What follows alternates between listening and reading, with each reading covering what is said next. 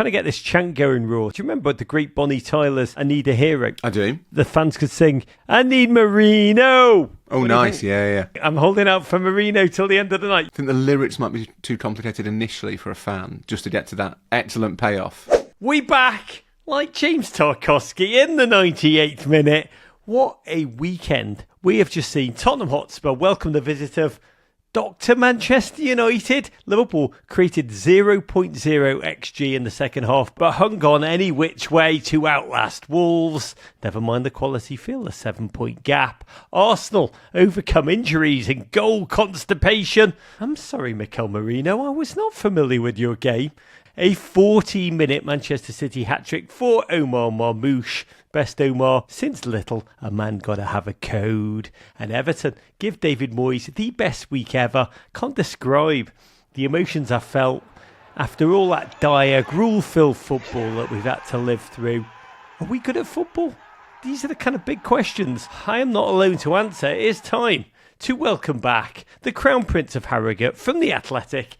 It's my great friend, Rory Smith. How are you doing? How's your week been, Rog? How's your week in England been? Nothing big to discuss, Raw, that comes between you and me. We will get to that in just 1 second. But there are some things bigger than 2-2 wins in the derby. And that would be love, Raw. It's Valentine's Day week. And I think what we all want to know is Valentine's Day, is it big in the Raw house? I guess I'm asking, a dour stoic Yorkshireman, are they romantic?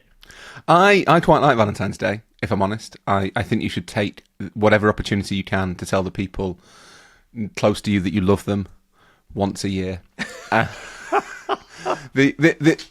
So this is my truth, and it sounds a bit like a kind of bad joke told by a not very progressive comedian, but it is absolutely true.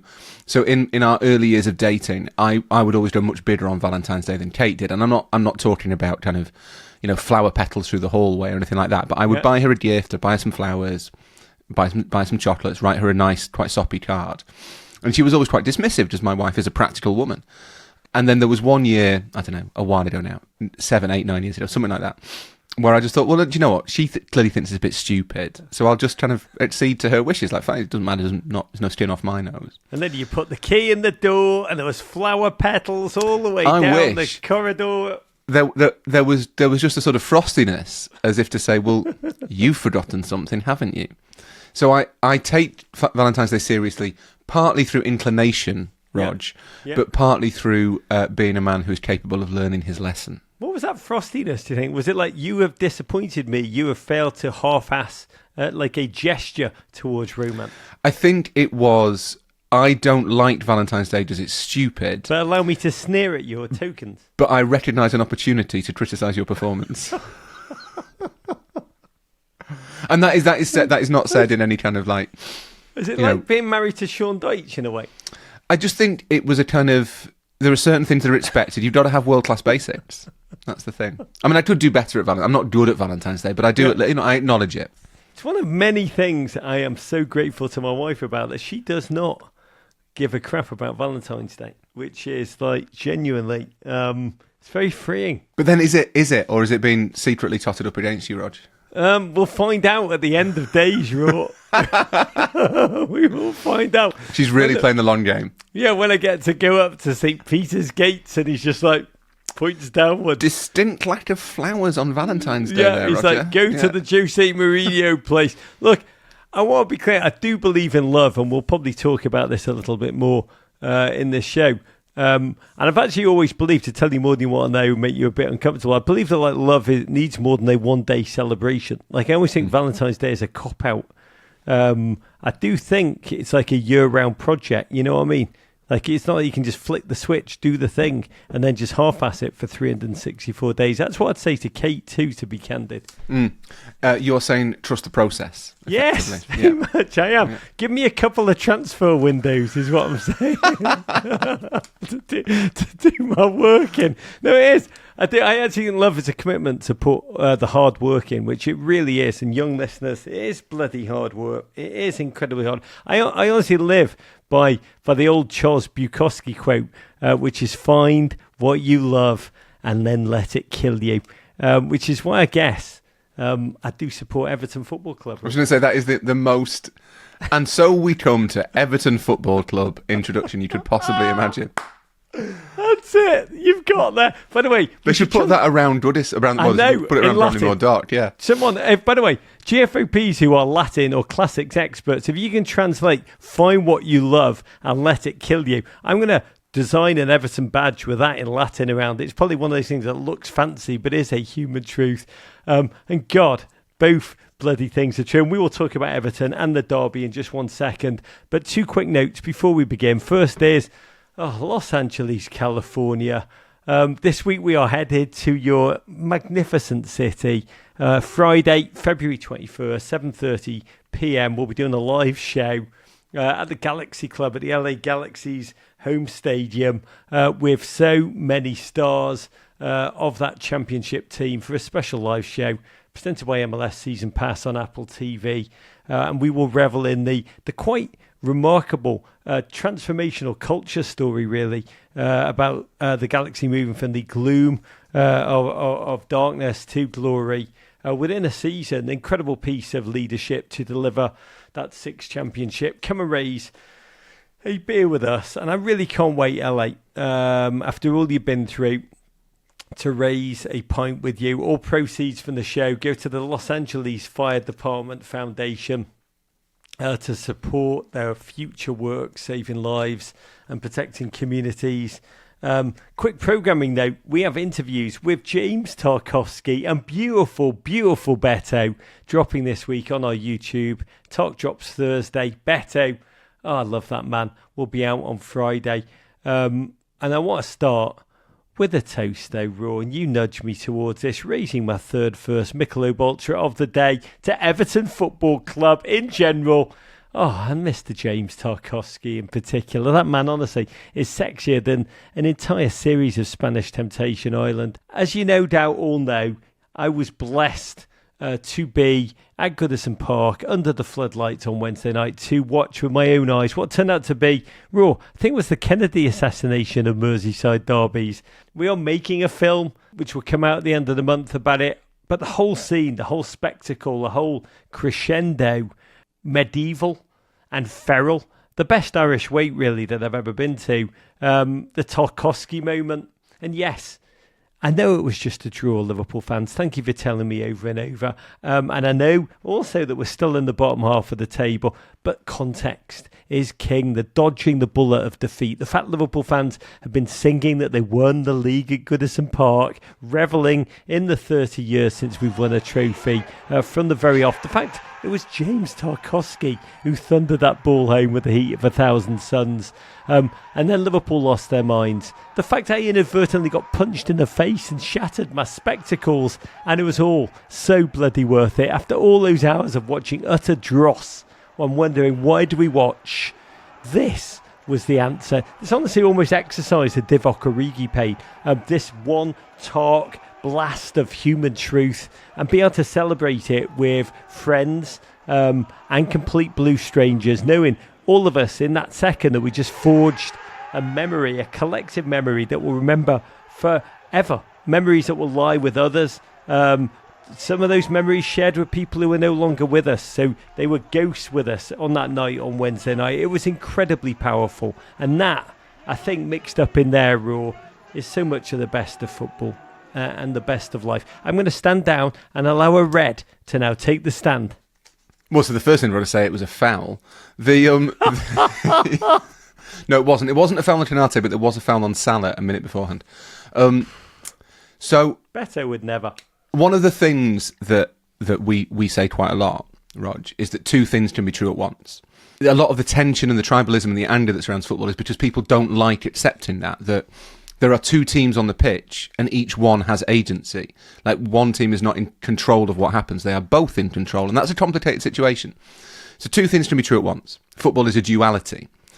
It is both true that it's inherently funny that Everton's crowning moment is a draw in the Merseyside Derby, and it's inherently funny that Everton scored a 90... That James Tarkowski, who's never kicked a ball that purely in his life, scored one of the all-time great Goodison Park goals to deny Liverpool a win in the Merseyside Derby.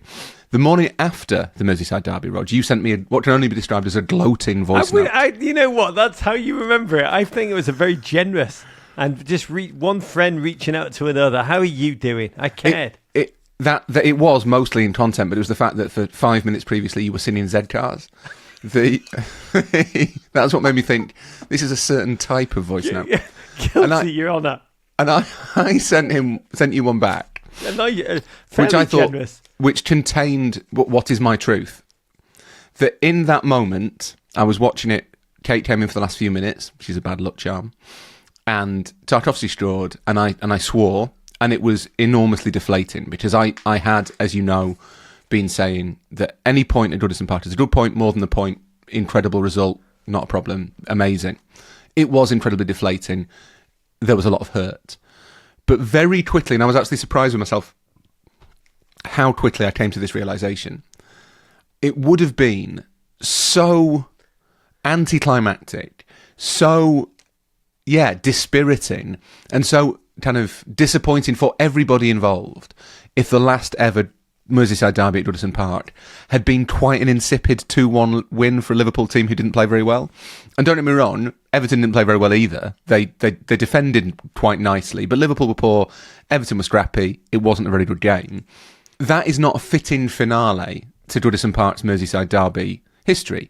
You needed something.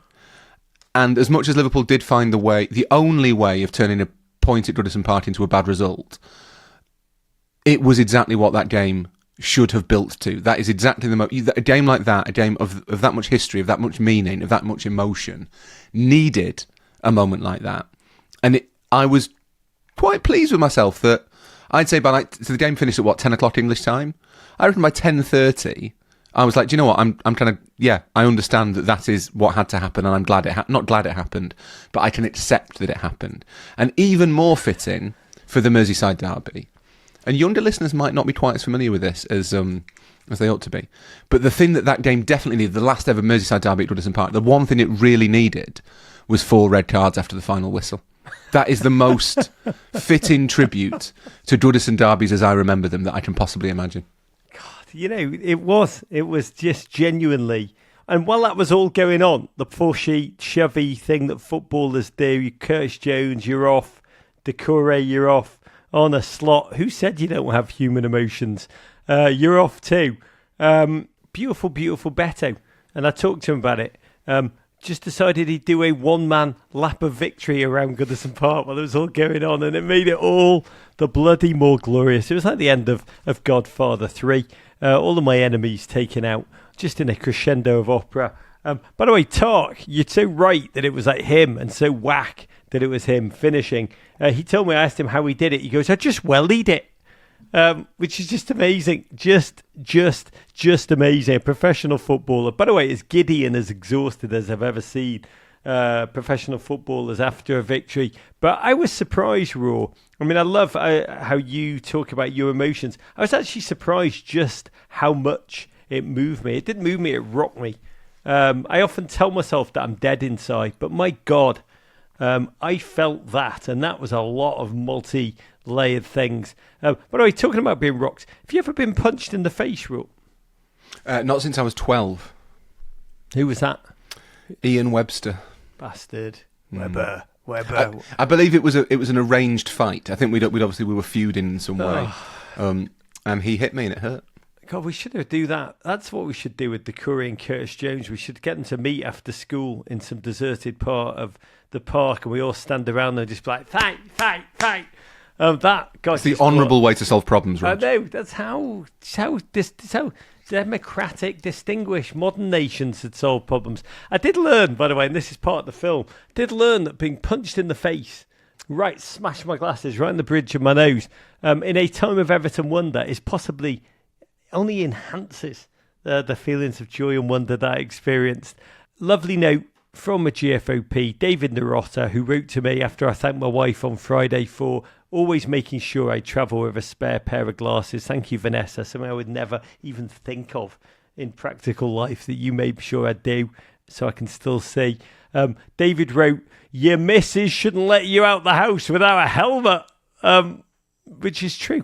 And on that note, let's go to the football. And the game that finished just an hour ago as we pod. Tottenham Hotspur 1, Manchester United 0. Less a football game, more a self-help book writer's dream clash. So much woe just wallowing around both teams. Only the second time in Premier League history that Tottenham and Manchester United met with both teams in the bottom half of the table, which tells you everything. This was like, it was like watching Eeyore and George Costanza be forced to have a knife fight to the death before our eyes. Two enormous clubs financially. Really only massive right now in the way they underachieve in recruitment, in broad trauma, floundering managers, injuries. Spurs hadn't won at home in 3.5 months. United almost matching their dank form step for step. Both sets of supporters protest before the game. Enormous Spurs protest against the owners. A banner saying 24 years, 16 managers, 1 trophy, time for a change. United fans turned up with their own banner with that same phrase. Not the years, not the managers, just the time for the change. Broad big picture before we get into the actual, football. How do we get here? It was just 4 years ago. I'm old enough to remember when these two teams were founding members of the Super League. They are still two of the richest teams in the world. I think United are third in terms of wages paid for their players. Spurs are seventh. It's meant to correlate through to form. All of those advantages threated away. Even as Spurs laud their position as quote, football's most profitable club, United firing their staff by the hundreds to try and find some financial zen. We have praised a lot this season the new class of upwardly mobile teams in the Premier League, your Bournemouths, your Forests. Are United and Spurs almost in a class of their own, the opposite trend, the kind of downwardly mobile? Yeah, kind of. I think I have a bit more sympathy for Spurs than United, I've got to admit, and not just because of, other affiliations. I think Spurs found themselves kind of caught in a trap. So after Pochettino, I would still say firing Pochettino was a terrible mistake. I think not supporting him in the transfer market the year before they reached the Champions League final, so like the summer of 2018, was in hindsight is a major error. I think what happened after Pochettino left, after that relationship kind of fell apart, was Spurs looked at where they were and thought, what we need now is that they need a finisher. They need a coach. They don't need a coach to build a culture. They have the culture. They had a world-class team. What we need is someone who can get us over the line. And so they end up with Jose Mourinho, with Antonio Conte, to an extent, although everyone will have forgotten it, Nuno Espirito Santo. They go and get these coaches who are a lot more pragmatic in outlook, and in the cases of both Conte and Mourinho, are supposed to be this sort of guarantee of victory. But the problem is that made them think very short term. It stopped them recruiting that class of sort of 18, 19, 20-year-old that you can kind of nurture through into your first team. And it basically set the Spurs project back to the start. So Postecoglou comes in 2 years ago, or a season and a half ago, and gives them a sort of defined sense of identity. But he's working with a squad that isn't really his, not fully. He's trying to implement this massive philosophical shift in that team. You've got 4 managers worth of signings in there, and no one's quite sure if it all fits together. You've got parts of the team that are coming to the end of their careers, and parts like Archie Gray and Lucas Birdval who are just starting. And you just have this sort of patchwork mess. The morality play of Spurs is they got really close, and they almost got so close that they misjudged the distance they still had to travel. Spurs fell short basically because it was almost like a trick of perspective. United, I mean, this is a different podcast, Rog. How long you got? It's a series. That's how deep the layers of problems are there. Colossal mismanagement for at least 12 years. And you can argue, as much as it, certainly in Britain, it would be anathema to do it, maybe a little bit longer. Maybe there should be just a little bit of blame cast at Alex Ferguson, the manager who led them to all those Premier League titles, who transformed Manchester United into one of the biggest, one of the 2 or 3 biggest clubs in the world, who helped them become this commercial juggernaut. Maybe we should be looking at kind of Fergie's failure to take care of what might come after him. What are you talking about? Fergie identified the greatest manager in football history to replace him. Mr. David Moyes. I've traded off for about a decade now, but I remember someone telling me at the time before Fergie left, actually, that when you went to Carrington United training base, there were quite a lot of scouts offices that were empty because they just hadn't appointed scouts. When some had left and they just they'd not filled those positions, because Fergie at that stage was thinking purely about his final league title and ideally another Champions League. It was all focused on the here and now.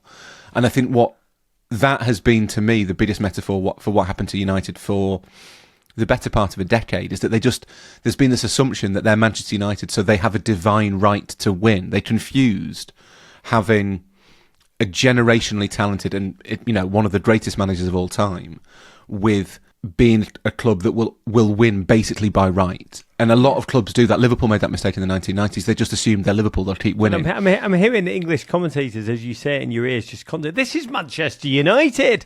It's like the explanation for many things. It doesn't get you anything. And the Glazers have mismanaged Manchester United. And Jim Ratcliffe, who came in not that long ago, the new minority controlling owner, as a minority owner with responsibility for sport, was supposed to be the man to kind of set them on the straight and narrow.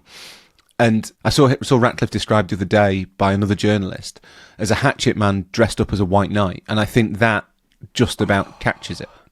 God, that is humanly dark. That is like a Stephen King horror novel. And it was horrific before kick-off. I mean, poor Spurs. Big Ange just been bounced out of the 2 domestic cups in his last 2 games. Some respite. He'd given his squad a couple of days off. James Maddison back after a month out. And goalkeeper Vicario back after 3 months out. I don't know about you. I'd forgotten he was actually even alive. But Amorim's problems just mounting. Ugarte out, Collier out, Ericsson sick. And really the quite dreadful news that Amad Diallo, 6 goals in his last 14 games, almost a footballing get out of jail free card, will miss the rest of the season with an ankle injury. Kobe Mainu out. I mean, that midfield so bereft. We had to exhume Casemiro.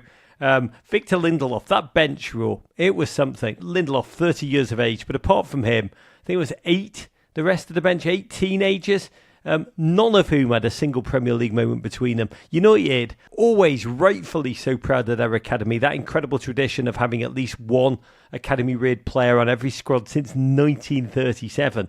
But, the background of the firings and the cost-cutting that's been going on, just a mesh, the Axeman, to see that bench row, at the same time, you're like, this is Manchester United. It is.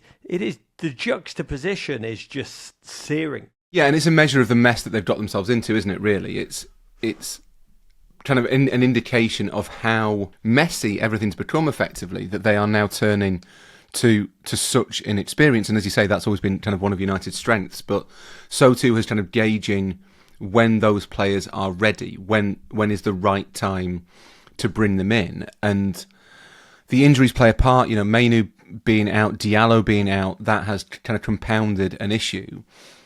But I suppose what's most relevant is what you mentioned at the start, that Manchester United pay more for their squad than pretty much any other club in the world. I think City and Liverpool have higher wage bills Correct. At the moment, and I presume Real Madrid do. But for one of the top 5 best paid squads in the world, who don't have like a colossal injury list, this isn't Spurs levels, it's not even Brighton levels.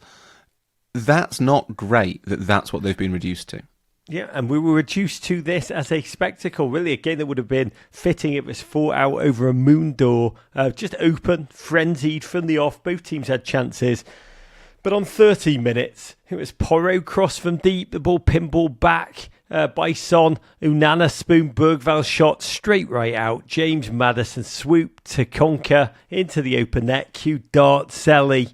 I believe the post-match comments asked him if it was aimed at former United legend Roy Keane, who on broadcast had said, if you're a player in the Spurs dressing room, you wouldn't be looking and going, oh, Maddison, back today, we're going to be fine. Really a goal then spoken into existence by Tottenham's rehab room, who are starting to spit back the reinforcements finally. I don't know what's been absent longer, James Maddison or Spurs happiness, because it was so remarkable to live in that moment, both suddenly back. As you say, Dr. Manchester United, happiness is pushing it maybe. There was still a kind of Derby of the Damned feel about this one, wasn't there? it feels like two teams in such sort of reduced circumstances that even the joy felt slightly God. compromised. I was going to say contaminated. That's wrong. Compromised. Maddison's an interesting case. I think most people would say that he is among Spurs' best players, that even when things have been bad, Maddison looks a bit like a bright spot on the ball. I think there are issues about how much he works off it, or how he fits into the system off it. That's maybe a bit more diplomatic.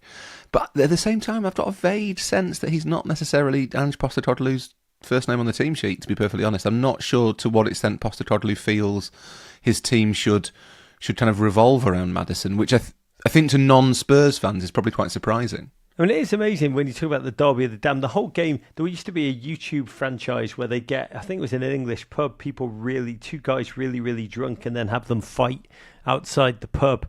And this game was incredibly reminiscent of that. I mean, United had their chances. It was a well-worked move, finished with Bruno feeding Garnacho in behind. Honestly, Garnacho could have had a hat-trick inside the first hour. But here, the eyebrowed one, at his goal, at his mercy, not a defender in sight. And my God, Spurs were so wide open in that moment, and he spooned it way, way over the bar. Honestly, Bruno, who did I interview? Salah once talked about how every other member of the front three plays with. He gave me a briefing on exactly where they want the ball. Jota wants it to his left foot. Luis Diaz wants it ahead of him. Darwin Núñez wants to pick it up and eat the ball.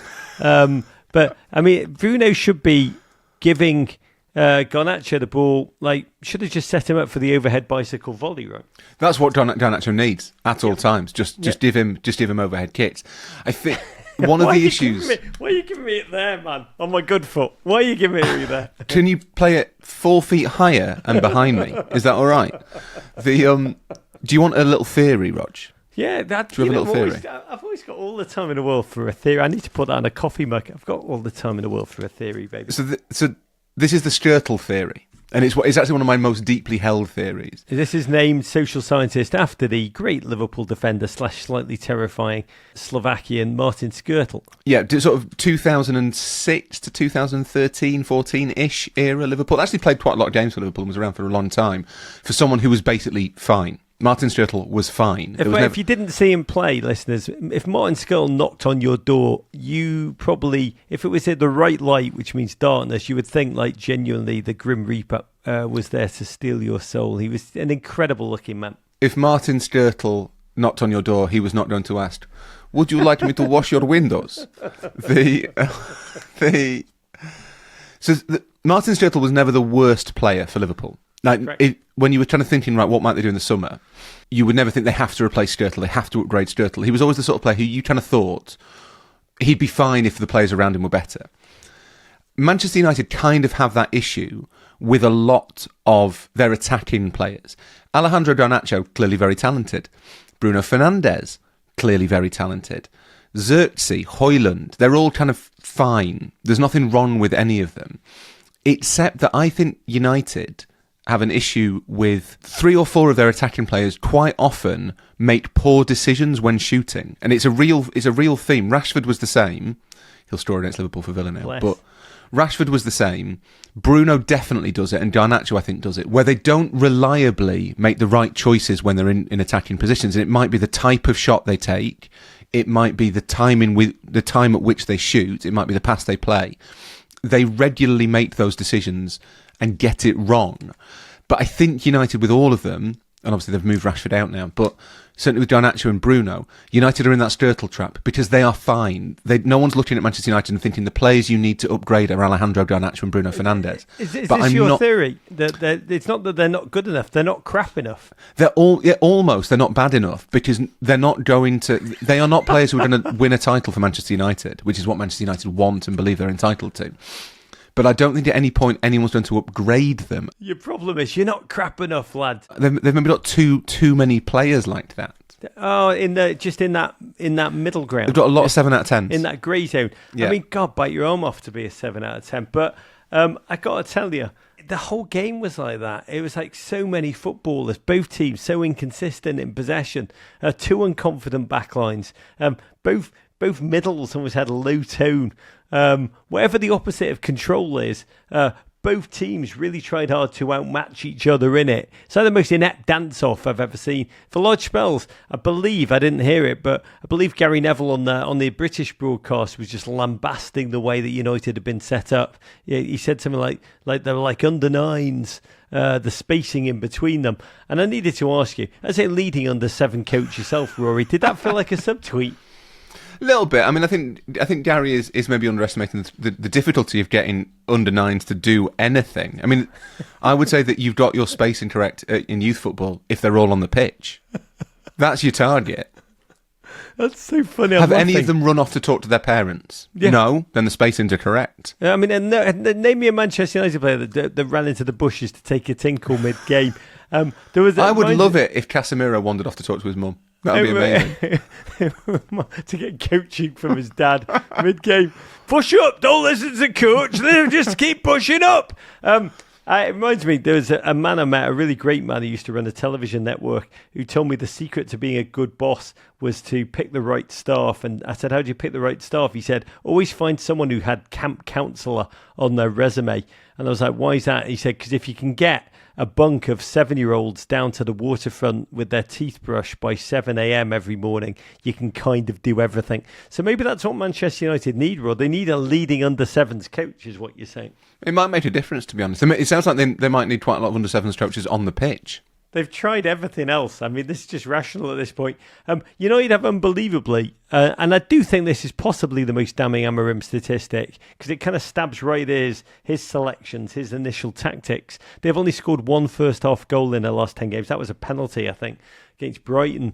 But in the second half, a couple of Garnacho hot dog moments, a Xerxes glancing header just right. They created almost nothing. But at the same time, Tottenham could not put that game away, and Amorim couldn't do anything to affect it. He ultimately brought on just one of the kids, 17-year-old striker Chido Obi, with 3 minutes to go. Left United just to toil woefully. I do worry for him. At some point the cartilage erodes around the bone. Like his brand is deteriorating at such a rapid clip. Like whether he's going to be able to salvage anything with one off season. I feel for him. Post game, he honestly sounded like the worst Jay-Z cover band in the world when he said, "I have a lot of problems. My job is hard." There were shots of him on the bench, head down, shell shocked, hands clasped as if in prayer.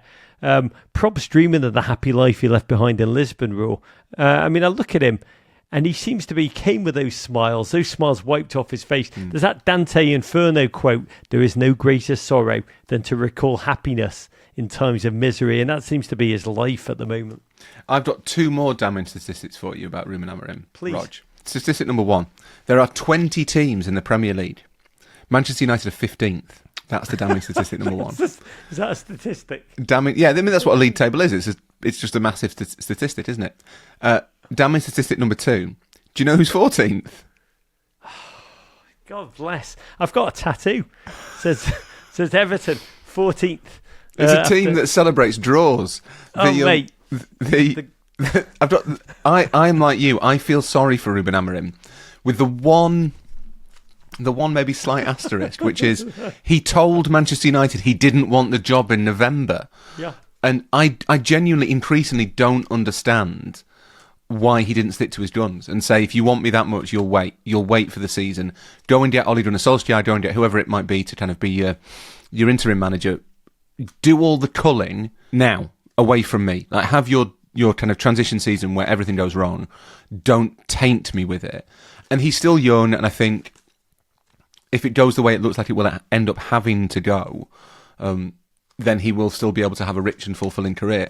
But you'd have to be very, very positive indeed to think that this now tracks any other kind of arc than Ruben Amorim gets through to the end of the season. Maybe they win the FA Cup, maybe, or the Europa League, maybe. I think it's unlikely, but it's possible. Yeah. And then he loses his first home game of next season and is immediately under intense pressure that, like Erik ten Hag, like Louis van Gaal, he will never really recover from. It's not like he can just walk into that locker room after the season and be like, "All right, guys, this is business time." Once you're done, once the players have, you've worn them down, once that distrust is in, you can't just flip a switch. I mean, the hiring of him mid-season was the most non-football decision. It's like a business decision rather than a football. It's almost made by people who do not properly understand football cultures, locker room cultures. And this is the brutal reality as a result. Manchester United have now lost 12 of their 25 Premier League games, most defeats at this stage since 1974 when they were relegated from the top flight. This is where we are now for Manchester United. But for Spurs, a win, relief more than anything, rare clean sheet too. I think this is Big Ange's first home win in 3.5 months. Probs his biggest win, arguably, since Big Justice gave the Tottenham Stadium 5 big booms in his quite brilliant English stadium roundup. Consecutive Premier League wins for the first time for Spurs since September. First Premier League double over United in 35 years. Spurs needed this, Raw. But just because you find someone sicker than you doesn't mean you're healthy, does it? No, but it is, I think, to be fair to Spurs, it is the first step on the road possibly to something resembling health. You still feel with Tottenham that if they get all the players back, if they can keep them fit for any length of time, that there might be a kind of uptick in performance towards the end of the season. And it may not be enough to save Postecoglou. It might be that, they're obviously out of both domestic cups now. The Europa League remains their only hope for a trophy this season, and that is a tricky competition to win. It's not, they're one of the better teams in it, but it's not a predictable competition. It might not be enough to save him long term, but if they can, I think Van der Ven and Romero are a couple of weeks away. Vicario's back already. There is a world in which Spurs don't finish the season quite as badly as they've spent most of it, and that might be enough just to give that slight sense of progress to Tottenham. Love Big Ange more than I can say. Don't worry, United fans. Everton next. Dr. Everton. To the other game of the day, Liverpool 2. Wolves 1.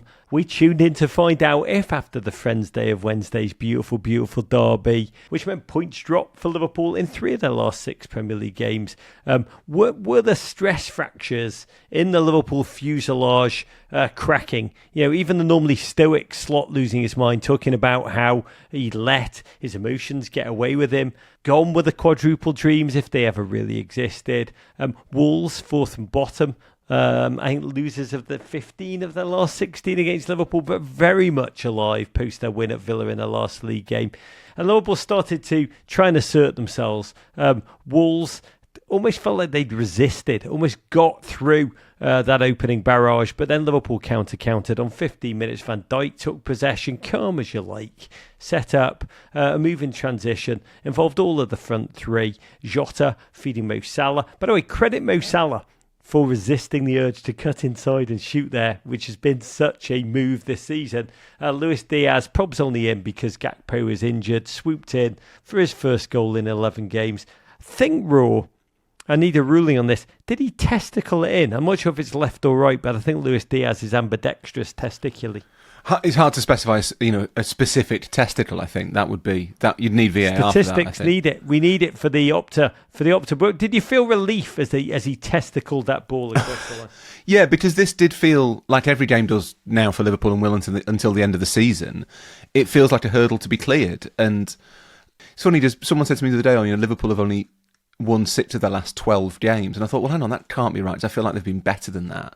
And then obviously one is, a reserve team losing at Plymouth. One is a reserve team losing at PSV. One is the draw in the derby. Good result.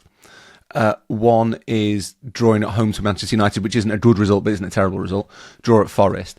And, suddenly you're up there. And it does feel as though Liverpool have been slightly, not jittery, but they're not strolling anymore. They are kind of toiling to victories. They're accruing the points quite slowly almost. And it did feel as though, okay, look, it's Wolves at home. Wolves have improved a lot under Vitor Pereira. I think they are a much tougher proposition than they were a few months ago, even if results until that Villa game hadn't really suggested it. They're certainly kind of in games much more than they were. Liverpool do tend to beat them at Anfield, and they do tend to beat them 2-0 at Anfield. But you kind of thought, well, look, they have to go and do it. And given the games that are coming up, this is the sort of game you need to win and dispatch relatively comfortably so you can maybe save the legs ahead of slightly more arduous tests in the future. You felt all of those emotions in that second. You my are such main- a rational, emotional man. My main emotion whenever Liverpool take a 1-goal lead, Rog, is they need a second. Yes, and that second came and it annoyed me because I came to bury Liverpool, not to praise them, but could really only do the latter. When they doubled the score, Diaz won the penalty, Mo Salah converted it like an Egyptian Mac McClung. 23rd Premier League goal of the season, 32 years of age. We say this every week, but physically still at his peak, his mind just much more experienced now than all those around him. It's a great article I read this morning. It was by Will Unwin in The Guardian. He wrote about how Liverpool have lost one game in the league this season, but Slot's keen to emphasise that despite what looks like domination, it's been a battle to stay at the summit. Will Unwin wrote, few teams have received a thrashing. Often, the difference is a 5'9" man from a small village in Egypt. Yeah, it doesn't feel like Liverpool have dominated games that, as much as the season, suggests that they have taken a degree of control until this point. I think things might change the next couple of weeks, but they have looked relatively seamless. Most of their games have been relatively tight. They haven't seen off teams in huge amounts of style. They haven't won lots of games 4-5, 6-0, and that's fine because you don't have to win games by lots of goals. There's no bonus points. You just get 3 points for a win regardless of the score. And Liverpool have kind of been mastered. 2-2. They have. You get 1 point for a game that you win 2-2. Yeah, that is correct. They've been. I think Jonathan Wilson wrote a few weeks ago that Liverpool have kind of been masters of doing just enough, and I think that is the best way of capturing this Liverpool team. When I read Will Unwin's thing, I was like, what are the chances when they took a 5'9" man from a small village in Egypt that they plucked Mo Salah? Why couldn't they have taken another, just a random 5'9"? An 81-year-old. Yes. What are the odds that they just be like, one man, we're going to take one 5'9" man from this small village, turn out to be Mo Salah. That, listeners, is called scouting. And that's what scouting is. Yes, it is. We're not taking the 81-year-old. By the way, Everton would be in on loan for the 81-year-old. Konate probably should have got a second yellow. But can I ask you quickly, because we talked about the rule, and I think we both agree it's a stupid rule not to celebrate against your old team. But where do you stand on the rule that this is for Diego Jota-like attempts to not take a chance at goal and instead decide to fake a foul in the box and try and do your old team by drawing a penalty? Is it not a sign of respect that he didn't shoot? Because he knew that Salah would take the penalty. Oh, Maybe I thought you meant he was taking the don't celebrate against your old team. Yeah, that's what I mean. I'm not going to score against my old team. I'm so conflicted about celebrating against my old team that I'm not even going to try and score. Yes, so actually it was a thing of valour. It was an honourable thing to do. Yeah. Respect. Thank you for rewiring my brain there. By the way, if I was a Arsenal fan watching Jota, I would lose my crap that he wasn't even yellow carded in that moment. Let me just say I would not be in a good place. But also, huge respect to Jota, man of valour, a gent who knows how to do his own stunts at levels only known to Mr. Tom Cruise. But bless Wolves, because they almost responded to that moment with a real jolt of vigour and confidence. And on 67 minutes, the game became interesting. Cunha, creating ex nihilo, took a pass 25 yards out. I think the word is abused Gravenberch, faked him out of his stroopwafels, and then just dipped archly a curling kill shot around Alisson. I was like, hello, Arsenal fans. And also, a little bit of me was like, God, if Arsenal had Cunha, this title challenge would feel very different. Is Cunha best player on the bottom half of the table league team, not named Illiman and Dye? It's tricky, that one, because it changes a little bit every week, and also Manchester United and Tottenham are in the bottom half. But what Cunha is maybe the most exciting player in the bottom half of the Premier League. Maybe that's even underselling him. He is the sort of player who you used to say you'd pay to watch, because although I'm not sure he necessarily fits into one of the kind of super sleek system teams, he's a real breath of fresh air in terms of his imagination, his creativity, his willingness to kind of do things himself, like to look around and say, do you know what, I'm the best player on this team, so I suppose I'm going to have to do this, aren't I? And it does feel as though he is the player who will drag Wolves to safety. He is the player who someone, and it might be Arsenal, it might be somebody else, will think we're going to pay an awful lot of money for. And whoever does get him will, like the Wolves fans, I'm sure appreciate the fact that sometimes it's nice to have a player who's maybe not the most reliable, but can do wondrous things. Does that's kind of what football's meant to be about? Oh, beautiful, beautiful, Beto. It all became quite nervy. I think tetchy, frustrated fair at Anfield. For the first time since records were recorded, Liverpool failed to attempt a shot in an entire half of football at home in the league at Anfield, and Wolves were emboldened. I will say only a last gap Quansah saved the game block, kept things victorious for Liverpool. Evil minds, I'm not saying me, I'm just saying evil minds, Raw. Were like, could there be another incredible stoppage time moment? But it was, not to be. Liverpool dug deep, denied Schadenfreude-filled rubberneckers, Arsenal fans, and probably even Abdoulaye Doucouré, who was watching, from having another happy moment, but only just. Aston Villa, Manchester City await this week. Where are you after this game?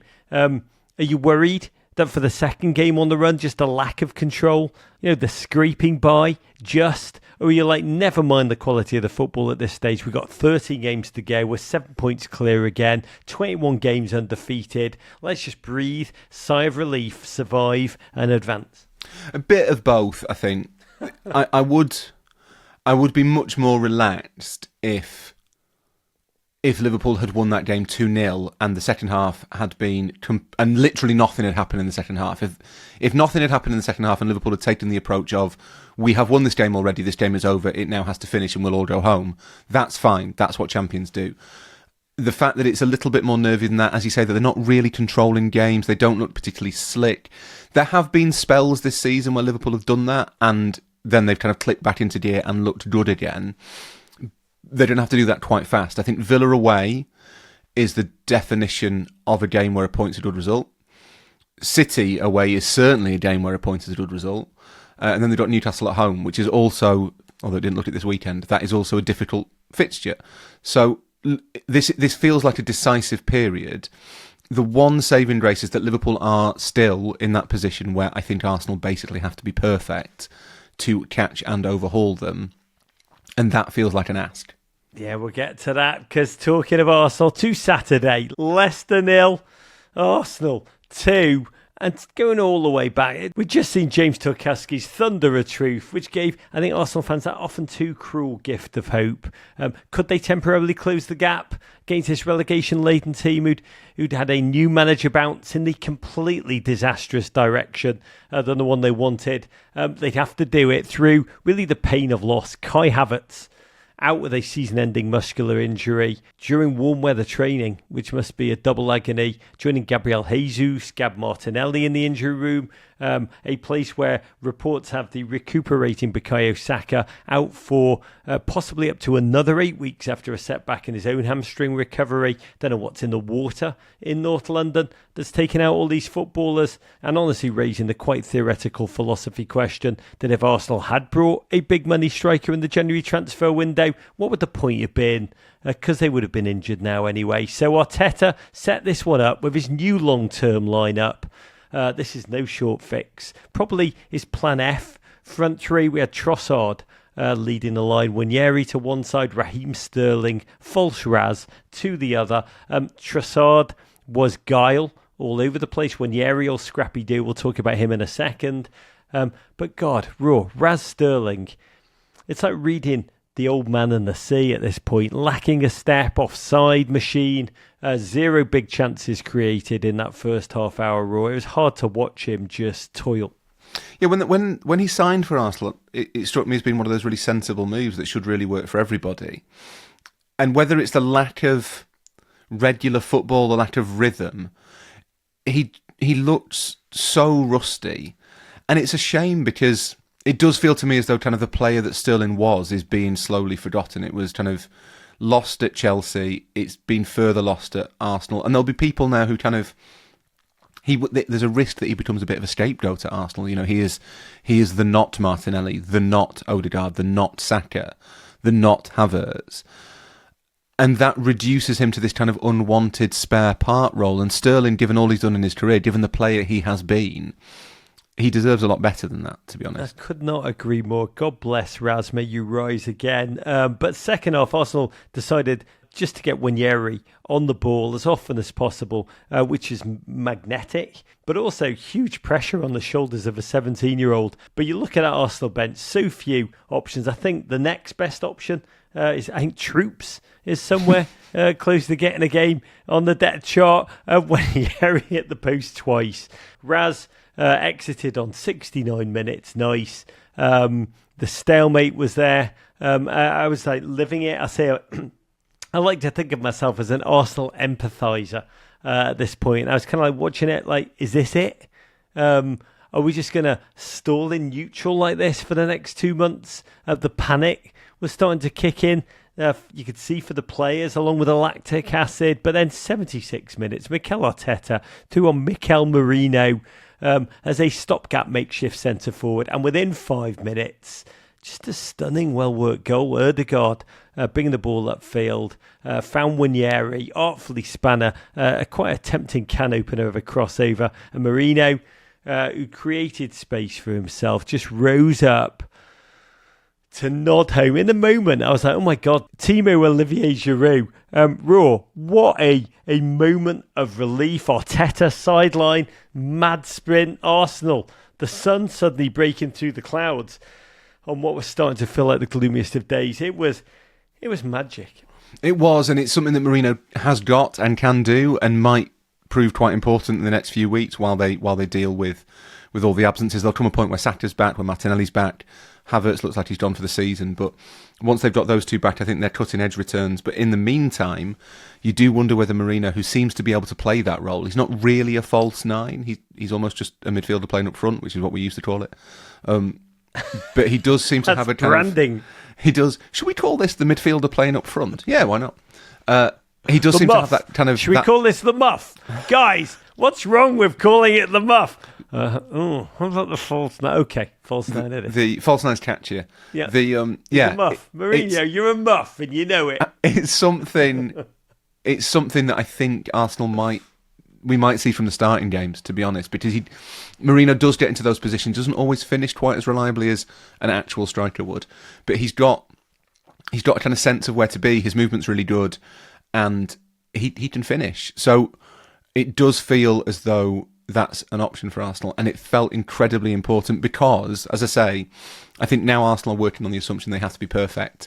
They can't give Liverpool a window. They can't give Liverpool kind of any more rope. Not a single wobble. Right now, they're thinking we play them again and 4 points. Yeah. But not a single wobble. And it was a joy again. 6 minutes later, he did it again. Ødegaard, Calafiori feeding Trossard, a shimmy, fine low ball, far post. Merino there again, like a big target man to deliver El finish. You're a muff. You're a muff. I heard Arteta shout. 13 touches, 2 goals. I think first time he scored twice in 9 years. Trying to get this chant going, Raw. Do you remember the great Bonnie Tyler's I Need a Hero? I do. Where have all the good men gone and where are all the gods? Where's the streetwise Hercules to fight the rising odds? And then the fans could sing, I need Merino. Oh, nice. Yeah. I'm holding out. I mean, Bonnie Tyler, poor Bonnie Tyler's probably rolled into the grave here in this Raw, but it fits. It does. I think the lyrics might be too complicated initially for a fan. Just you to get to I'm holding out for Merino payoff. till the end of the night. That's perfect, but you need to build to it, and it might be too tricky. You think Muff's got a better chance of catching on than I can imagine football fans chanting Muff. Yes, bring back Bonnie. Is all I'm going to say. I'm laughing, but it's sad to see Leicester's free fall continuing for their fans. They protested the quite slapstick front office. They look ever more doomed for an immediate return to the Championship. But Arsenal, Raw, 15 Premier League games undefeated, their best run in 14 years. Lovely moment after the second Merino goal. Ødegaard, quite shattered, found the strength to lift Merino in the air, then forced him to do his trademark goal celebration. And in that moment, when you look at it, you can see the release, almost the exultation for Ødegaard alongside the exhaustion. The glory and the agony. And in Merino, in that moment, you can also see a humility of a man in the spotlight, but realizing I probably am not the goal machine that you have cried out for. There are free agent forwards at Arsenal in the tabloids are linked to. Very few of them, when you look at that list, do inspire any kind of confidence. It's like Mariano Diaz, who used to play for Real Madrid. I think scored 21 goals in France in 2018, but last played for Sevilla and I think scored 0 goals in the season. As Lucas Perez, who's probably only linked because of his Arsenal past, currently out of club. Is this what we have to pray for, Ro? The Merino is the man, is the muff, the legend who's got the hot hand for the next 5 or 6 weeks. Yeah, it feels like to an extent that's what Arsenal need until, as I say, until Saka and Martinelli get back, which I guess might be Martinelli a bit sooner, maybe March, but Saka you're probably looking at April at the earliest, I would have thought. You need someone to step up and to score the goals. And that could be someone like Trossard. He's the other one. You need Odegaard, obviously, to play out of his skin, to play to his absolute... He needs to carry that team, effectively. And then you're looking at Trossard, Sterling, Merino, and Nwaneri. That's the other option, because he does... That is a player who can... His youth can be such a weapon. It can be such a kind of advantage to have this totally kind of unfazed, unfazable young player coming through. Maybe you need to just empower him, to empower that sense of freedom and bravery and courage, and hope that carries you through. And it does, as you say, they can't wobble. If they wobble, it changes. I still think that the dynamics of the title race are quite fluid, delicate. The balance is quite delicate because of the nature of the fixtures. If Arsenal drop 2, 4, 6 points, that changes it because it gives Liverpool too much of a gap. Agree. And that pressure, I think, is what you see in those celebrations, and it's something that I worry a little bit about with Arsenal as an objective observer. Yeah. Just how much of a knife edge. No horse in the race, right? With no horse in the race at all. Yeah. No, but if I can kind of separate that a little bit, and you say that if that was.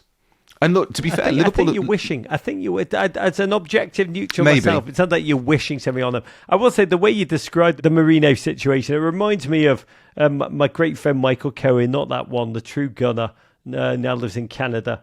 I used to joke how he used to be like, when Thierry Henry left, he'd be like, don't care, we're Robin Van Persie's team now. And then Robin Van Persie would leave. He'd be like, don't care, we're Cesc Fabregas' team now. Like, that he's been saying this. I like to pretend that he's continued saying this for years, and he's now just like, don't care, we're Mike Marino's team now. I'm like, oh, yes, root for the muff, Michael. Always root for the muff. From the title challengers to Manchester City. Big day. Pep's boys 4, Newcastle 0 in the nation-state derby. Played between two teams who before kick-off are equal on points and goal difference. And honestly, the game was so different to what everybody, especially me, expected. Because City wobbled in, remember. That latest self-soiling humiliation, the 86-minute implosion in the Champions League shame off against Real Madrid. Unbelievably, Pep's team have now lost 9 of their last 12 games. That cannot be real, even as I know it is real. Worst run of form in 18 years. In came Newcastle, who I thought their players live to run through a soft gut and a fear-filled injury-stricken backline. But the killer stat is somehow, we'll talk about this at the end, they have managed to lose 15 games at the Etihad. They'd not scored there in 7 years, and so it proved to be. Thanks to the electric Marmoush show, 40-minute hat-trick, inside 33 minutes, all 3 of the goals. Beautiful to watch. The second, cut inside, Trippier, the filth of a man who, like David Silva once told me, knew exactly what he was going to do with the ball before it even came to him. The first one, Raw, though, Marmoush's first Premier League goal, Edison, with a league-leading all-time 6 goalkeeper assists in the Premier League, how he needed that. And we like to think of City as a possession play out the back team, but the City of the future do this. Haaland ran deep, pulling a centre-back out position, leaving Marmoush in a one-on-one to run in behind. Trippier completely bamboozled, misjudged a flight at the ball, and Marmoush and filled an exquisitely delicate, quite castrating lob. Raw, I looked at that as like the Haaland decoy run, the Marmoush going long. It's almost like a play straight from an NFL playbook. Yeah, and it's what football used to look like, Rog, isn't it? That was the goal. You had a big striker, your goalkeeper kicked it at him, and he ideally won the flick on. If he didn't, it went over his head, and the space that he created was filled by another forward, a little guy, little and large combination, and the little man scored. And that was football from 1888 until 2010. I watched it and I was like, Pep's been watching NFL wide receiver patterns. You're like, nope. Pep's been watching, he'd gone back on YouTube to 1973 and he's been watching Stoke City. What about if we do what they did for 100 years and see if that works? No, I think Pep's always been a little bit more fluid. Let's look at the football I destroyed. Do you know what might work, actually? If I do all the things that I hated about football and that I wanted to stop, should we do them? Pep's always been slightly more flexible in the way his team plays the game than he gets credit for. Even his Bayern teams went long. They went long when they needed to get over a press, when they couldn't play their way through. If Pep decided that the opposition's press was too strong, too intense, too kind of well organised, he'd just go over it. So that's the best way to escape. They do have that in them, but it has been striking the last few weeks as City have stumbled their way out of that rut, that they do seem to have turned a corner in some way. They don't look perfect, they don't look like they used to, but one of the things that has been really marked is, as you say, that Haaland decoy run, coming deeper than he used to, often to try and win a flick on, and then even someone like Kevin De Bruyne being used as a target to get the flick-ons. City have kind of gone back to a much more rudimentary form of football to try and kickstart some sort of form, and do you know what? It's kind of working. That's but like you're saying, it's like in fashion, everything old gets new again. Like flares, they're coming back. It's just like Pep, long ball football is now the work of genius. Whatever it was, Omar Marmoush got a hat-trick. Which was like, I don't like to be hyperbolic. It was like seeing the Death Star get itself a new turbo laser. Newcastle, I actually thought they were like, it was a trap. Let's let City get 2-0 ahead and then score 3 goals after like the 80th minute. That comeback thing. But 3-0, even for City, too many goals to crap up. Nico excellent in midfield. We've got to shout out him. Really muting Guimaraes and Tonali. Pep later called him a mini Rodri, which is withering praise. City able to kill off the game. They honestly passed the ball like Pep's team of old down the stretch. James McAtee tacked on his fourth in 6 games. I think City have won those games by 22 goals to 0. He's almost like the Premier League equivalent of a victory cigar. And thus, this is what I wanted to get to, Raw. Pep Guardiola's quite remarkable dominance over Eddie Howe continues with a clean sheet for City to boot. For Howe, Raw, 1 win against Pep. That was in the Carabao Cup, I think. 2 draws, 15 losses. I think of Eddie Howe as a deeply tactically astute human being, but when he plays Pep, he turns into like Damon in Harrenhal. Just how does that happen? Is it that he shows too much respect and his teams just become flaccid, almost stage fright fear against Pep? I think that must be part of it, mustn't it? That there's an element of Newcastle seem a little bit cowed by Manchester City still, which is odd because I remember watching that game in the Carabao Cup and Newcastle beat them because they stood up to them. They beat them. They're one of the first teams really that you saw really try and take the game to Manchester City. They didn't seem, it was at St James's Park, it was night time, everyone was very enthusiastic. Newcastle didn't seem overawed at all. I think frequently, especially at the Etihad, Newcastle seemed to go and try and play a way that isn't really suited to what they've become. They're kind of cosplaying as a much less expansive team, and they tend to get caught out. And I think it's because the lesson really is you should be true to yourself. God, children listening, if that's the only thing you take from this week, be true to yourself. But it's right, isn't it? Because the teams that have had luck, not luck, but the teams that have done well against City, even in this bad run, are the ones who've gone, okay, look, there's nothing to be scared of. The teams that Forest did it at the Etihad right at the start in, I think, November, and when Forest were flying and they went to City to sit back and absorb pressure, and City won 3-0.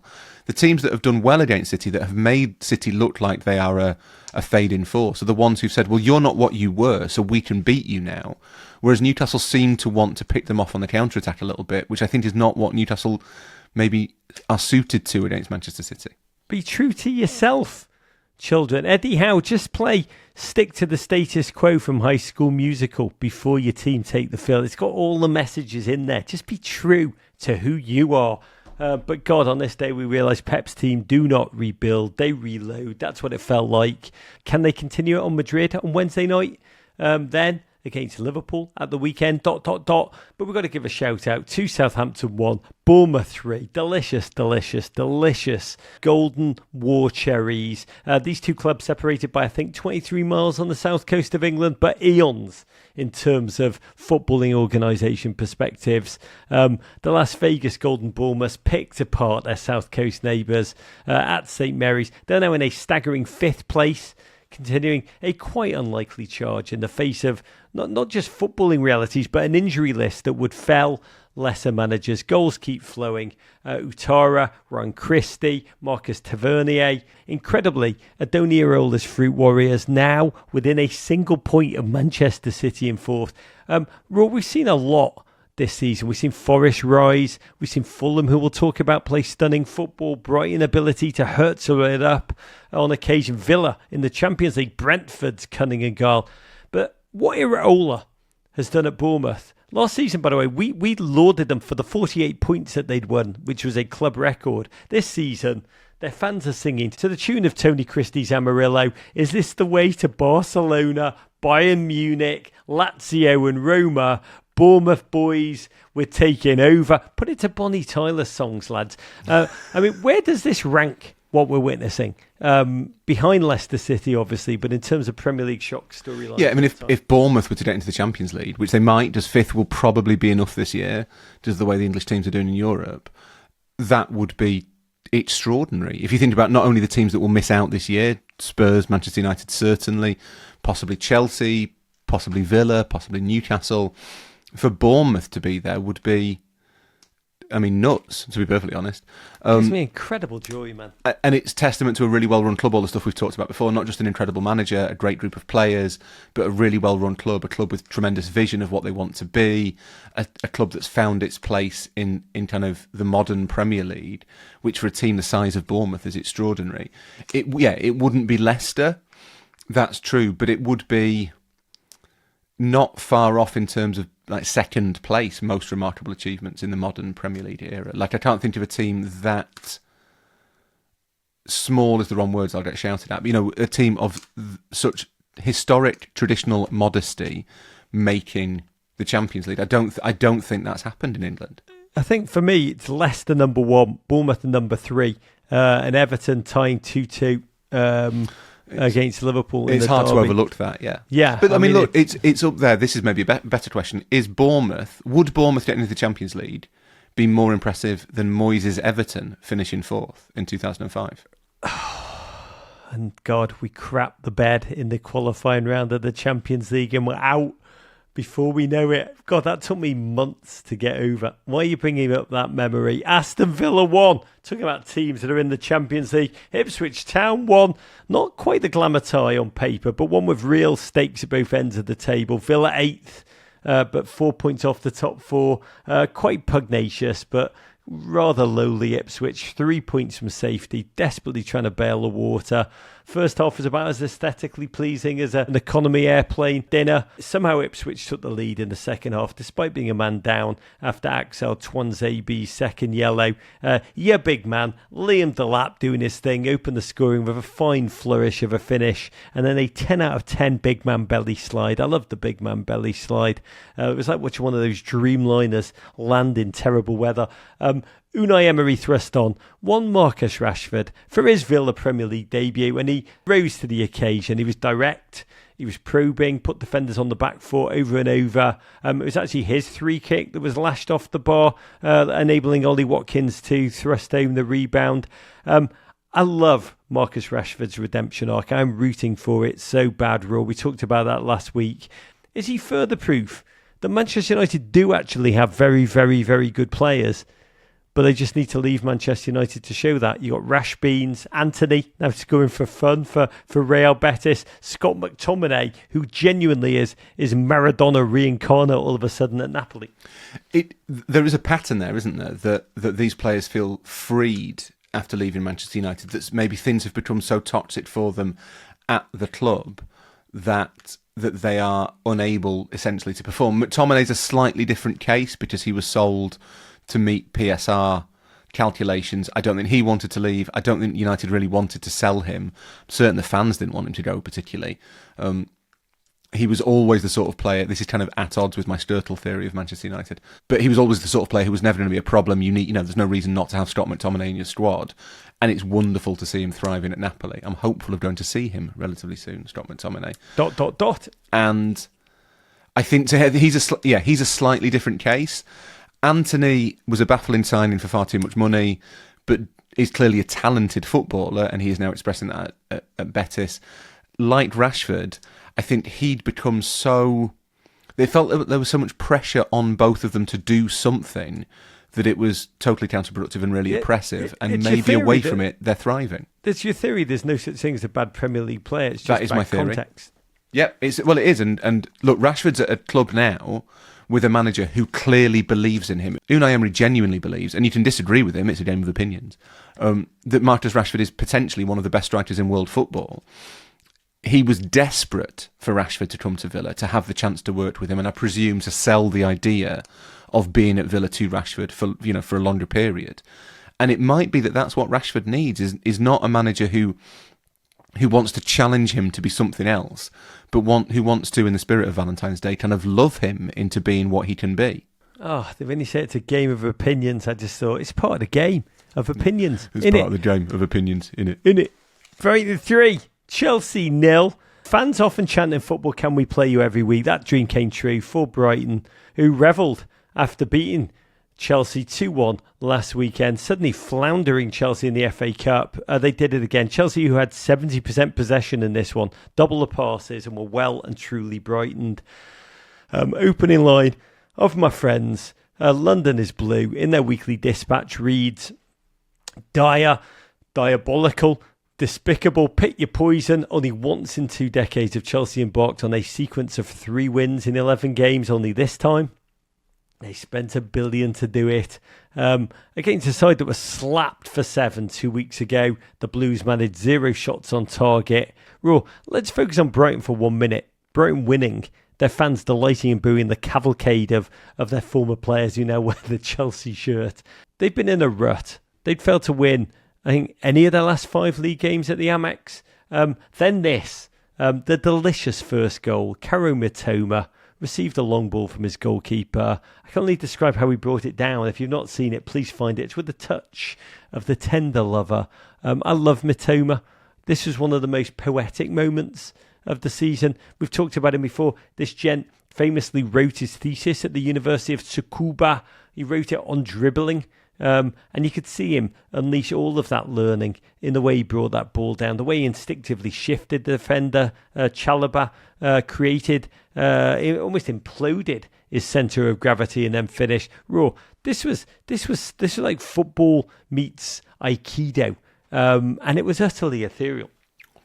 It was like he caught it, wasn't it? It was like he caught it in a bag and then just rolled it onto his foot. It was very odd. Like, are you saying VAR should have looked at it? I'm saying it's suspicious. No, it was one of those touches that you can't help but admire. A touch that kind of draws the breath. To be honest, that kind of that remarkable ability to just bring a ball under your spell as it drops from the sky. It's something that I can't do it, Rog, and I don't want to cast aspersions, but I'm imagining that you can't do it. It's a remarkable ability, a beautiful goal, a wonderful player, and a deserved relief for a team that have been in a bit of a rut, that have been struggling, I think, for a couple of months now after that start of such promise. They've fallen away from kind of the race for Europe a little bit, but they remain an incredible threat. And like so many teams, part of the reason that they've stumbled is injury. And because it's Brighton, that's not really given the credit it deserves. There's a tendency to believe that injury crises are something that only happen to major teams, like to the elite, like Bournemouth. Yeah. By the way, the way you've just described it, Edward Galliano, probably writer of one of my favourite books, Soccer in Sun and Shadow, you had a beautiful line where he said something like, paraphrasing here, Maradona. I know it wasn't in the book. I interviewed him and he said it to me. He said, Maradona played as if the ball was stuck to the end of his foot. Lionel Messi played as if the ball was actually inside the sock, inside the boot. And you're adding a third line, which is Mitoma plays as if he's catching the ball in a bag. It's what separates me from Eduardo. It's what separates me from Eduardo Galliano, isn't it? It's the lack of poetry in that. Yeah, in that like sentence. he plays as if he's catching it in a bag. The thing about Kaoru Matoma is that he's catching a ball in a bag. I'd love to hear the VAR check. Sorry, Kevin. Oh, sorry, lads. No, he's caught in a plastic. He's pulled out a plastic bag. He's caught in a plastic bag. Sorry, check over. Those are 10p now. He's pulled it out of his sock and he's caught it in a bag. Oh, I did love the story, by the way. About after they were smashed 7-0 by Forest, hurts a lot. The coach decided to try and exercise the darkness. He decided to do the rational thing and take his tactical game plan and just burn it with a cigarette lighter in front of his players, which honestly, and when I heard it, it sounds like bad medicine, if you know what I mean. But it's worked. Because they're 2 for 2 since. You've got these teams like Bournemouth and Brentford who are obsessed with marginal advantages. I think they're no doubt like digging deep into the multiplier effects of supernatural voodoo magic and its impact on XG rule. I think it's weird that football has ignored voodoo for so long. Yeah. It does feel that in a sport that is willing to kind of mine any seam for any sort of competitive advantage that we have ignored voodoo. It's the only rational place that Pep's not gone. He's gone. As far as you know. The pathway, God, that's frightening. What are you saying, Ro? The pathway was, do I go back to 1970s football or do I go into the big book of voodoo? He's like, you know what, I'll go 1970s long ball first. God, I can't wait for the next iteration. But for Chelsea, what a neutered performance. $1.8 billion spent, no real striker options. Nico Jackson out till the end of March with hamstring knack. You kind of shut down the Chelsea flanks and they just collapsed. Cole Palmer ended up playing false 9. And they just look like a wet bag of chippy chips. Maresca, I love that man. So wise, so gnomic earlier in the season. Suddenly, eerily raw, almost disengaged. I don't quite understand this move. He's like borderline disinterested. Last weekend we talked about how, being dumped from the FA Cup, we can now concentrate on the Premier League. If this was them concentrating on the Premier League, I don't know, man. I mean, the symbol of it all is the goalkeeping situation, which is a madness. Philip Jorgensen was recalled. Robert Sanchez out. And there's a saying in the NFL, if you've got 2 quarterbacks, you don't have a quarterback. Mm-hmm. The Chelsea version is almost, if you've got 8 goalkeepers. They don't appear desperately good at recruiting goalkeepers. I think Jorgensen's okay. I'm surprised that Sanchez has been first choice for so long, given that Jorgensen's been playing in the Europa Conference League. He's done fine. He looks like a perfectly, adequate goalkeeper. He's obviously a decent Premier League goalkeeper. And do you know what, for Chelsea this season, that might do. Sanchez, I have very little faith in. It's unfortunate for Maresca that the promise they showed in those 3 months between kind of October and the turn of the new year not only lulled some of the wisest observers in the game into making overly bold predictions. I wonder if it's created a pressure for Maresca in the sense that was clearly just a confluence of factors. Things clicked. That is kind of what Chelsea could be in the years to come. And Maresca, in his defence, kept saying that. He kept telling us. But I wonder if it kind of created this illusion of, well, we should be that now, so why aren't we? And the reason they aren't is just they bought a load of players for $1.8 billion and most of them are quite young, and they are still a team that is developing. I think internally at Chelsea, there's quite a lot of confidence that next year they might be a genuine force, and that may well be true, but the danger they face is the same as the one at Manchester United, which is that at what point does Maresca come under pressure, probably at Chelsea more internally than from the fans, because of what's happening now rather than what might happen in the future. Yeah, it's crazy that this man is so frustrated, so clearly, not feeling. Well, I wouldn't even say the tiny iota of uncertainty about his future. It's really it's not a crevice, it's a massive crack. And Chelsea fans, all I say, I feel for you. 3rd defeat in 4 games. Cole Palmer looks bloody miserable. Whatever Pep Guardiola said to him, I'm worried it may have broken that man.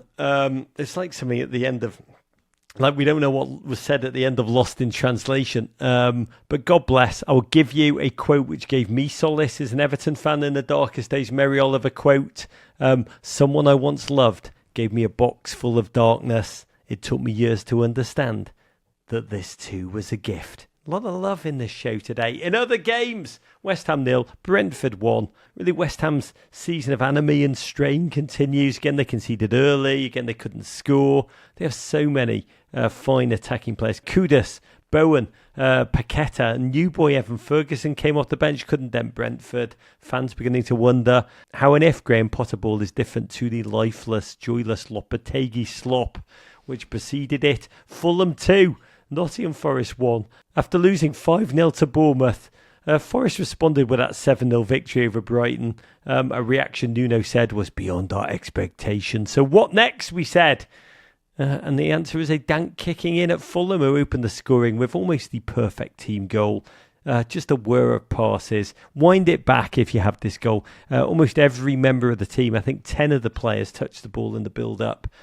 Capped off by Traore, delivering a quite stunning cross for Emil Smith Rowe to nod home. Chris Wood would. His 18th goal of the season as an equaliser, but then Calvin Bassey, an unlikely hero, with the winner. And you watch Fulham raw. They play so well against the big teams, and I'd include Forest in that. They've done the double over them. Newcastle, they've beaten Chelsea. They built leads against big teams, City, Villa, Arsenal, Liverpool. Couldn't hold them. Underperform against a lesser fair. Yes, they're much better than in the Hodgson kind of aim for mid-table days. But on Fulham, where are you? You're like cup half empty. Like, enjoy these days. Or you cup half empty when you watch goals like the first one, in which the team play is exotic. Do you feel like this is a squad and a manager who should be on the brink of more? I'm very much cup half full, I think, that they are making the most of their resources. They're a really smartly built team. They've got a slightly different kind of approach to Brighton or Brentford or Bournemouth. They're not as obviously a place that's hoping to unearth young talent and move it on. There's a lot of kind of players who've been judged to be slightly surplus to requirements at slightly larger teams. A couple of players, like Raul Jimenez being the obvious example, towards the end of his career, or not, it's a bit harsh, but kind of experienced pros. They've got a couple of players kind of who've come out of Arsenal, Smith Rowe being the most obvious one, but Reece Nelson as well. I think the risk with Fulham is you end up kind of damning them with faint praise, don't you? Sort of saying, oh yeah, they had a great season, they finished 8th. But in the modern Premier League, that is a great season for Fulham. That is really remarkable. It might be that they are slightly better suited to playing teams who will ask them to kind of sit back and hit them on the counter-attack. They maybe are less comfortable taking the initiative, but they did that against Forest and they looked really good. I think Marco Silva doesn't quite get the praise he deserves because he is inherently quite a kind of pragmatic manager. He's not a great talker of philosophies or visions or kind of ideologies, and that makes him slightly less sexy than maybe we want him to be. But you look at his body of work and it's remarkable. Yes, those beautiful Everton days, that body of work. And talking of that, finally, is this the real life or is this just Moyes? Crystal Palace 1, Everton Football Club 2. By the way, I loved what David Moyes said on Friday. If he was worried, he was asked if Everton, would this game bring Everton back down to earth? And he came up with that quote where he said, in recent years, everyone's brought Everton back down to earth, so why don't we, I love this phrase, why don't we keep Everton high for a change? Which sounded like, it sounded like Moyes meets Cheech and Chong. It was such a noble statement. I was actually at Finch Farm, the training ground, on Thursday with the players. The adrenaline had burnt off. It was honestly lovely to see professional footballers with the joy of kids having won that game 2-2. The honest truth is, Everton, I did worry before this one. Ndiaye now out injured, Doucouré suspended. I expected them, and they were at the beginning a step off. I was braced for Mateta to lock up the golden boot, honestly, in this one. But God, football's incredible. 1 minute, Chris Richards rumbled through, I think, 5 Everton players on this mazy dribble, like some kind of Alabaman Zidane. Created a chance that Sarr thundered off the bar. 61 seconds later, Blow Palace throw in. Let on new Prince, Alcaraz, roll to my mate Beto. Beautiful, beautiful Beto. By the way, scouts watching, Beto does the same finish every time. Hips go left. Ball gets poked right. Somehow it goes in. 4th goal in his last 5 league games. As many as he scored in 42 under Deitch. Really a symbol of Moyes' ability. We talked about this, to take mediocre players, put his arm around them and make Beto feel that he's actually Beto, which I just love. Spoke to one of my kids at halftime. He's like, oh, this game's got a double for Mateta written all over it. First half of the prophecy came true, I think within 2 minutes. God bless Mateta. Scored off a recirculated corner, but 80th minute, I did not see this coming. Everton somehow toughed it out. We do not do this. We don't do this in recent seasons. New signing, new hero, Carlos Alcaraz, picked up slot with a super cool, composed finish. Really a flourish. First start, first goal. El Bretland tweeted, Carlos Alcaraz has been at Everton for 11 days. He's been knocked out the FA Cup, played in the final ever Merseyside Derby at Goodison Park, got involved in a ruckus with the opposition, got a talking to from a police officer on the field, and has now scored an Everton winner. Here's the question, Raw.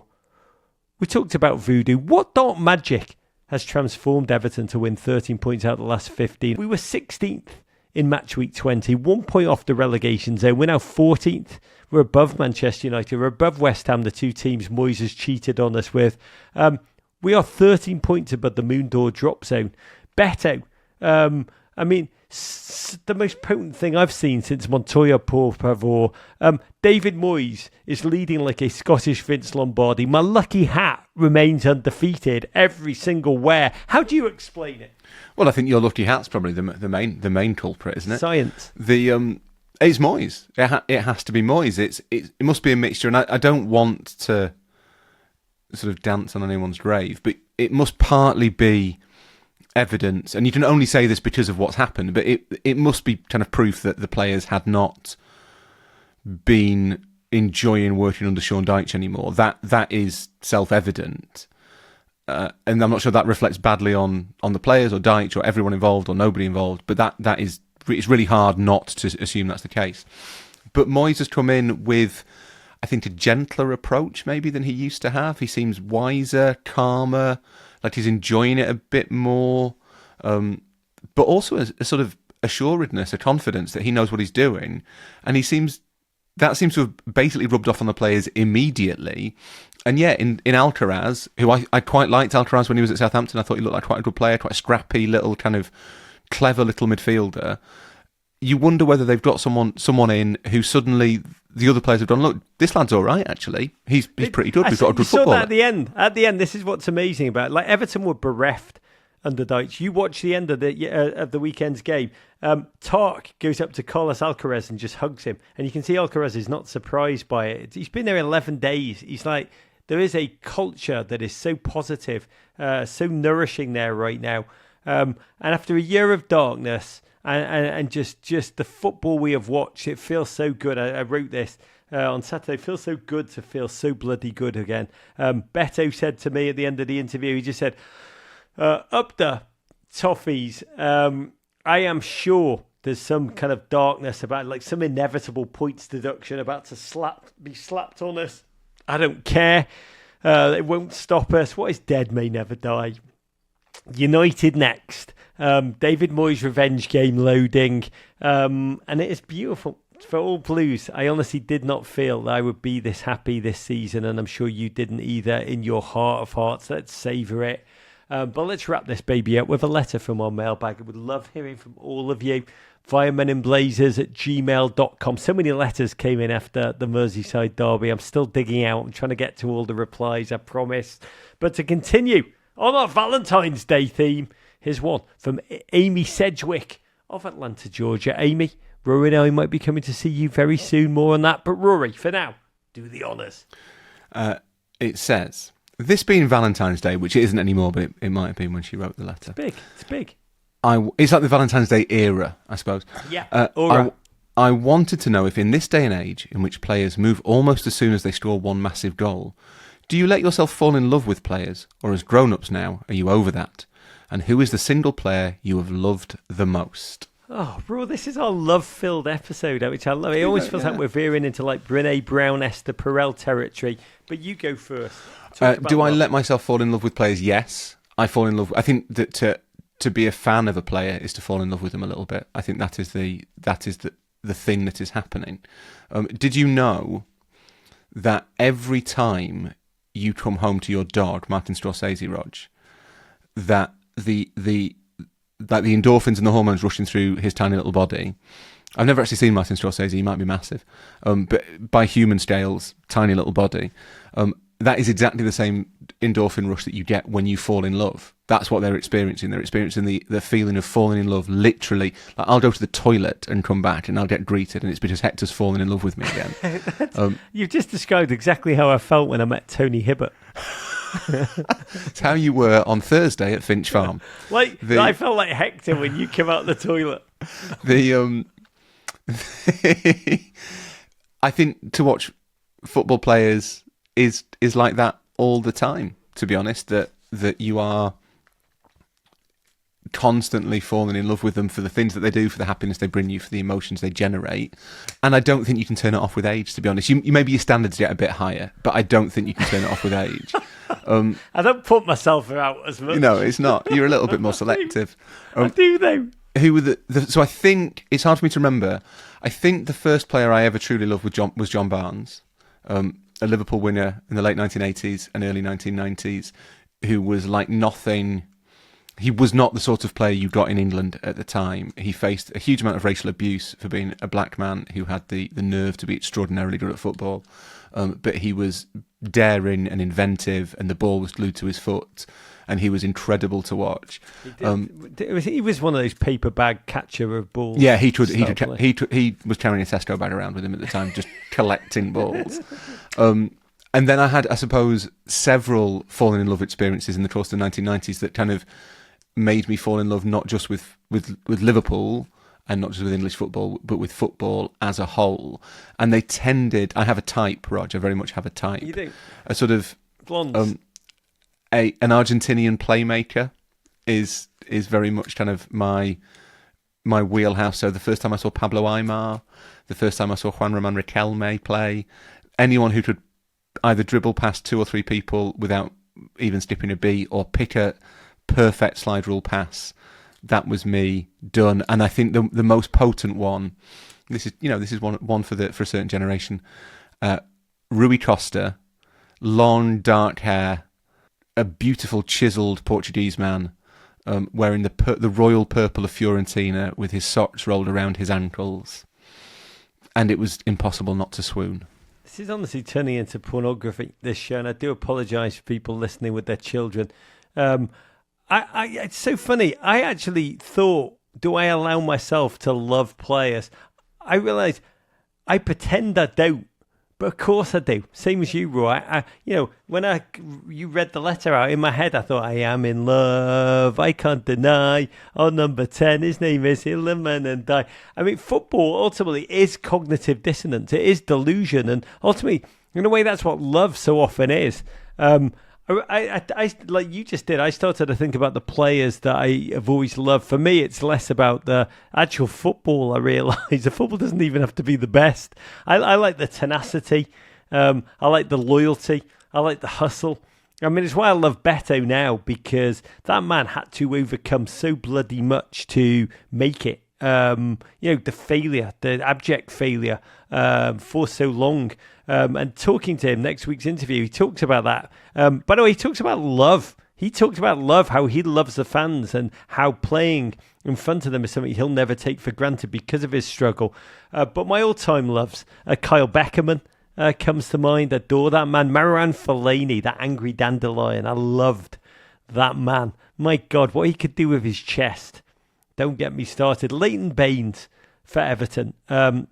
My first love was a player called Bob Latchford, who scored 30 goals for Everton in the tightest pair of shorts. Just stunning. But I think the player I've loved the most, Leighton Baines, for Everton, the loyalty and the suave style, and the fact he was just, as a man, human goodness, as a human being. I adore him more than I can say. David Moyes, by the way, I'll say it, I love that man. And football love is such a special love, because I think John Krakauer, was it in Into the Wild? Happiness is only real when it's shared. Football love is amazing because it's a love you're sharing with 1,000, hundreds of thousands of people, and it feels all the better for it. And you kind of know it's finite as well. that it's finite and it's not reciprocated. It's Like all love. but you know that they might not leave, but they're going to retire, and that you've only got a certain amount of time with them, and it makes it more intense and more kind of urgent. I think You make it every love I feel for a football like a holiday fling. Raw. I'll just say, Amy, I loved your letter. Enjoy your football, enjoy your love. Send us your postal. We'll send you a patch. Keep sending us your letters, GFOPs, your questions for Big Raws and me. meninblazers@gmail.com. I try and answer as many as I can. That is it for today. I'm off to LA this week, snow blizzard permitting. Keep your eyes out for the Tark and Beto conversations. You can find our full schedule across our social. Raw, I know you're going off on vacation. Save it every second. Huge love to you, you Crown Prince of Harrogate. It has been a pleasure. I have a week of swimming and soft tennis ahead of me, Rog. And love. This is Rog sending you big love. Let's not take a second of watching football together for granted. Encourage.